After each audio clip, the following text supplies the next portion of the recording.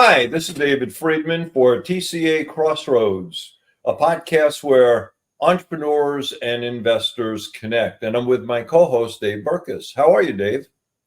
Hey there, David. How are you? I'm doing great.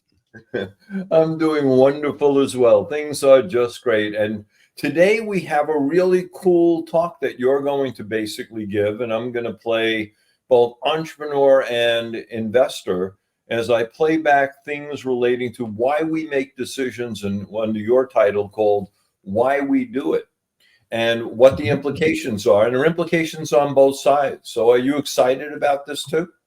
I was when I first got this. It's from a inventor that I coach, and he has very big ideas, but he has very good PowerPoints. And he first showed this to me in a very primitive form.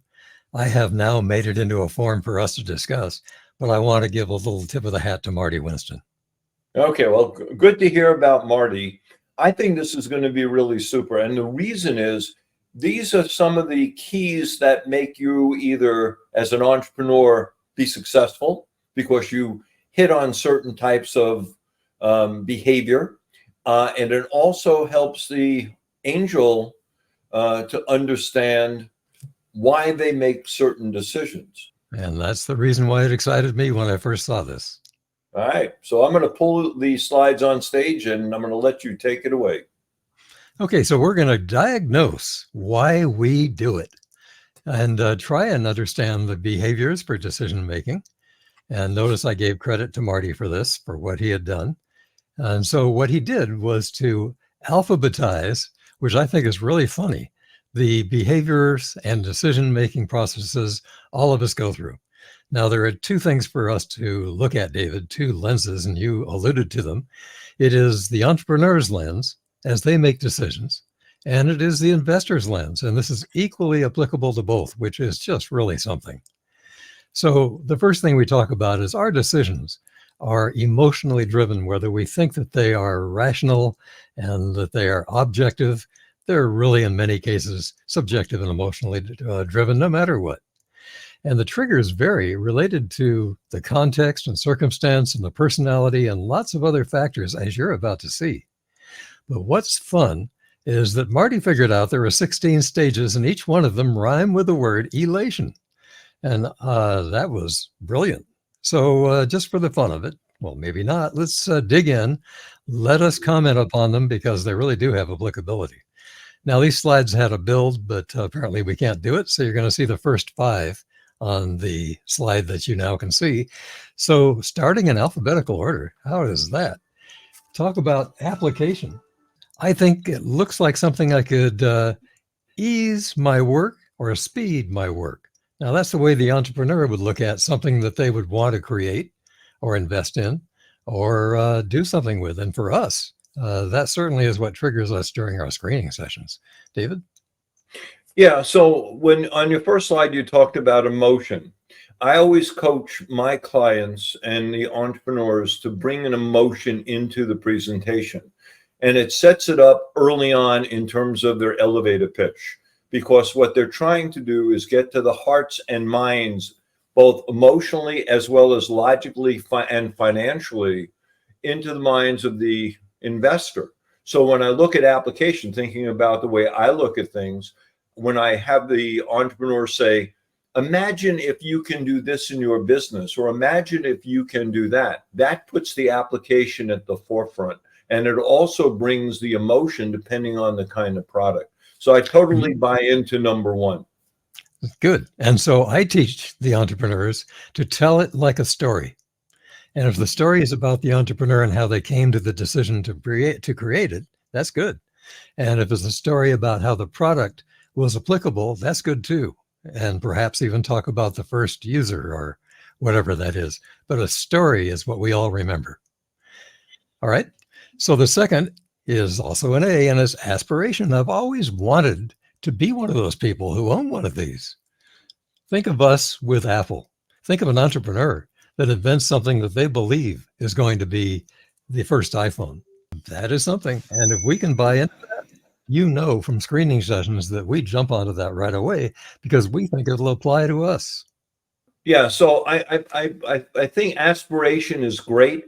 I think when an entrepreneur presents something that think about the way we can change the world. Remember when Steve Jobs was talking to John Scully? He said, "Would you rather make colored water? Would you rather change the world with our computer?" Remember that?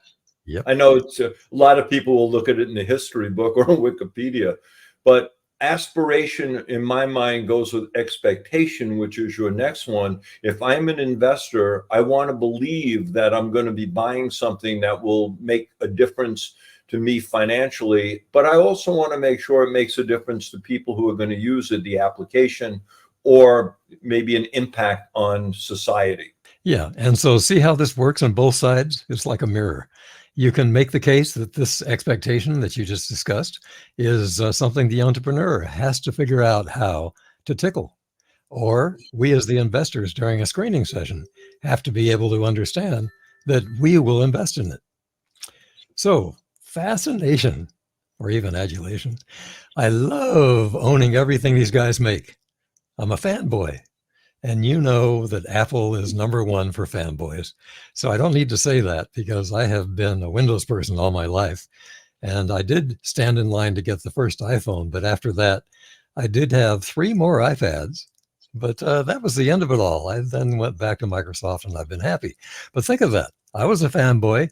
We would hope to find people that can create applications and whole ideas that turn into a series of products that make people follow the company and be a fanboy. We, the investor, and the entrepreneur would all want that. See, it's interesting. I'm thinking about being an investor.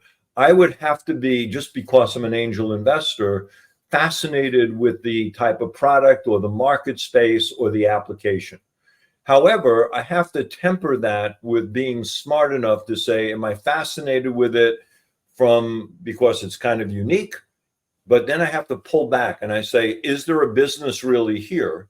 And number Yeah. two, I have to look at the investability of this fascination. Now, I may be fascinated. I may do something because it's kind of neat. I can tell my daughter I invested in Fuego dance shoes, which I actually did. Okay. She thought that was pretty interesting, and she was fascinated with why I did that, since I'm not dancing these days. But again, I put fascination being part and parcel of being inquisitive as an angel. See how this works? It works beautifully for both sides, as we said, like a Yep. mirror. So, frustration. I'm sick and tired of these things that I have to use. And if I don't get this instead, I'll go nuts. Well, that's good. That means whatever I have, I don't want, and this thing solves my problem. So this is one where the entrepreneur ought to think about that. Certainly, it also applies to us, the investor. If we have something we're using that the entrepreneur presents to us that seems to solve our problems, then it does solve the frustration. I know in the computer world, we are always frustrated by the behavior of Windows and Mac. And if somebody has something simpler, and I know there are a couple of operating systems that are, so don't write us about that one, it would certainly solve the problem of frustration. Harmonization. This probably is better fit with the things I already have and use. So now let's talk about whether or not something is so new that it is a brand new industry or a product that doesn't fit anything I have. Harmonizing with a product I do have allows me to extend my vision and understand how to use it right away. It's a great way, in the case when I kind of coach entrepreneurs, to create a mantra and make the mantra say, we are the FedEx of bicycle delivery. I made that up, but it would give you the idea that that harmonizes with needs, and it's something that you can understand right away. And then finally, indignation. How dare the company behind the product that I have now do what they just announced? I'll dump theirs and go with a competitor. Now, in our past sessions, David, we have talked about switching costs as one of the things that we're trying to prove companies should increase to build the wall between them and the next vendor trying to take their customers. And indignation is that thing that drives the customer away. Your thoughts on these last 3, David?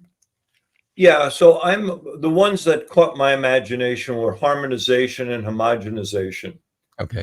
And the reason is and it particularly applies to medical, because, or any other process you have that people have gotten used to. Now you're bringing in something new. It gets into the saleability, the acceptability, and the adaptability. For example, we just saw a new halo that's being used in hospitals to treat Parkinson's disease. So you put the Oh, halo in.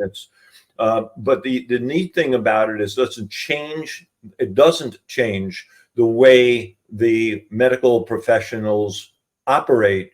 And in fact, it works in conjunction with the existing MRI. So I don't need a new system. I don't need a new process. That makes it easy for adoption. And the biggest problem we have in some of these market spaces, particularly in medical, is medical practitioners adopting the willingness to adopt some of the new technologies. So homogenization, harmonization are extraordinarily crucial to certain market segments for certain types of products.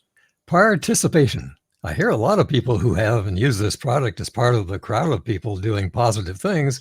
Therefore, why don't I follow and do the things I see other people doing? Certainly, that is something that many of us would like to do. I mentioned to you, David, before that I stood in line for an iPhone, the first iPhone. Why'd I do that? I did that partly because of participation, partly because I was a fanboy, partly because it was a brand new idea, but participation. And then there is perspiration. I've been working too hard with what I've been doing. This looks like a better, easier answer.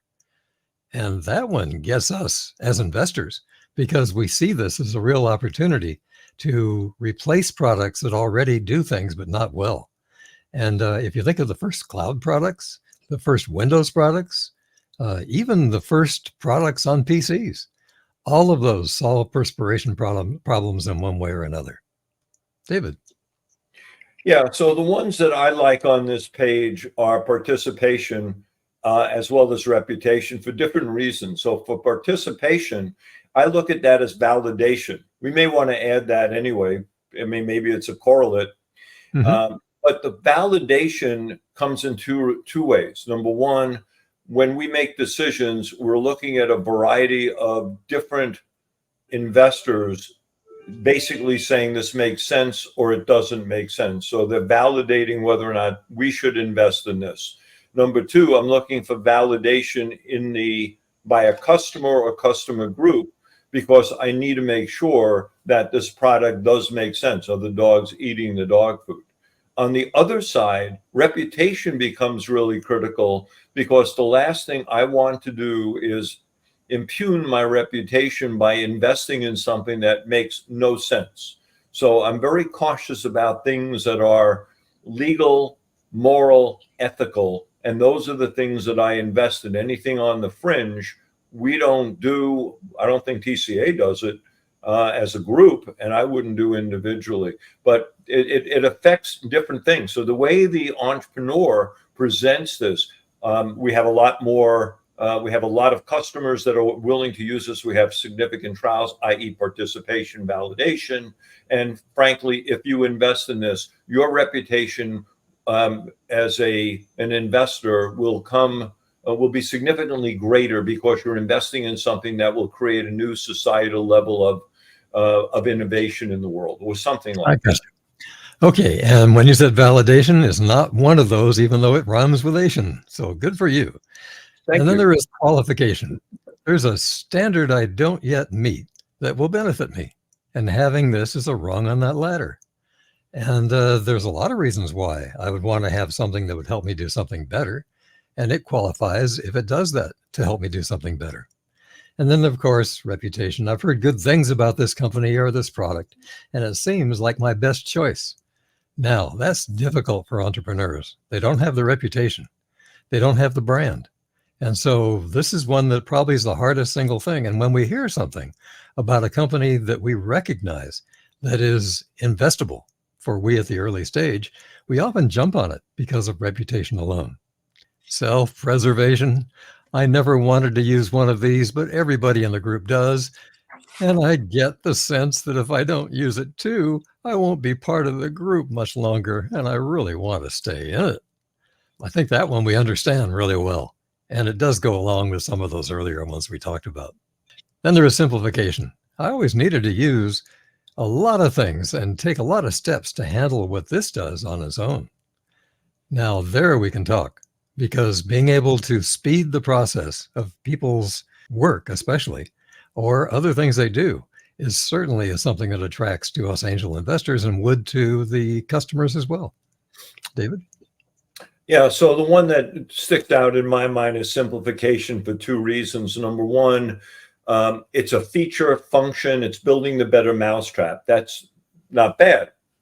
What I would really like to see is discontinuous innovation that not only simplifies, but changes the way you do things down the line, be it in a medical device or being in a new type of maybe computer chip that allows you to do more functionality quicker with one touch button. I don't know, but simplification to me is really, really critical. Correct. And I have bought things to simplify. I've invested in companies. We Right. have one at TCA we've had for many years. I'm the chairman, and we'll be going for a sale of the company in 2025. And that is nothing but simplification, and has some of the biggest customers in the country because of it. Now, I'm not describing anything enough for you to understand, but get the idea that simplification is worth a lot of money in their case. Well, let me point one out that we had on. We had Bill Colon on from Single Pass, and this was a device that did electrocauterization for deep biopsies. Very simple process within the realm of the medical practitioner doing something similar anyway. But he would use this single pass system within an existing guide wire, simplified the process, made it better. So that's a combination of the process being simple as well as the product being simple, with a clear benefit of simplification. It's not only a better mousetrap, but it was a discontinuous innovation to that mousetrap. Both sides of the mirror. We invested in it because it was, to us, something that appeared to be simplification, and customers bought it for the same reason. Right. So a lot of these are dual items that can be used on both sides. Here are the last two. Trepidation. I'm afraid of making a terrible choice. This one scares me less. So now you're looking at the better of two bad options. And I certainly don't think we as investors, would play with this one, but I wanted to put this one on because it rhymes with Asian, and because it's true. Many people are afraid of making a bad choice. And then finally, and we'll talk about these as we're done, vindication. I told everybody that I could do things better with one of these, and now I'm going to prove it. So here's one where perhaps the investor becomes the best speaker for the company over time, at least thinks that that's what's going to happen. And here's one where the company is able to tie into the emotions of the buyer. Remember how we talked about this whole thing be about emotional decisions? And I think vindication probably represents that best. Well, let me tell you about what the last two represent to me. Okay. And it's kind of a personal story. I mean, I am fearful of making a wrong decision again. And we know that 6 out of the 10 companies will go belly up fairly quickly. So I'm trying to, make sure that I have enough in my diversity in the portfolio to make up for it somehow. But I'm always afraid of making the wrong choice. However, as angel investors, we are always looking at options. So with trepidation, the way the entrepreneur has to come across is de-risking the business. So it mollifies my concerns, my trepidation, by saying, here's the way we've de-risked the business. Remember, there's two parts, it's business and investability. And that risk reduction, de-risking, applies on both. The vindication one is the one I got the smile out of, because then I can go to my wife, for example, and say, look, this one actually worked out. Look at the deal, and honey, I'm buying you a new present. So I like the vindication being the last one, because that one creates the smile when you're successful. But of course, you're playing this game, and it does affect your behavior. And all these points affect your behavior in one way or the other, or being on the side of an investor or being on the side of the entrepreneur. So that's why we had this session today on diagnosing the why we do it and understanding decision behaviors. I hope the audience got something out of this, and that we will delve into these kinds of things that are like pancakes. They work on both sides, the investor and the entrepreneur. So let me just sum this up. As an investor, we want to be able to be aware of what influences our buying decisions. We don't want to take it from an emotional decision. We want to make it based upon a rational decision that the business grows and that it's an investable product or company. And from the entrepreneur side, you want to get into the emotion of the product and how it affects simplification of a process, makes your business better, makes your life better. So the entrepreneur will pull on the emotional, strings of your heart. The investor has to sit back and look at the logic of whether or not it makes sense from a financial perspective. But it is interesting to have both sides of the coin. So let me get back to originally saying we're diagnosing why we did it, and we have just spoken about understanding behaviors. Absolutely. And with that, we draw this to a close. I hope somebody got a lot of information out of this. I did. It makes me think about how I'll make decisions in the future. May not change, but at least I'll think about it. To your point, it's on both sides of that coin. So with that, I really appreciate your thoughtfulness, your time it took to put this together. Thanks to Marty again. I appreciate his ingenuity in making everything rhyme with Asian. And for those listening, tell us what you think. Subscribe, share, and comment. We're interested in your comments. And with that, I wish you well, and we'll see you next time.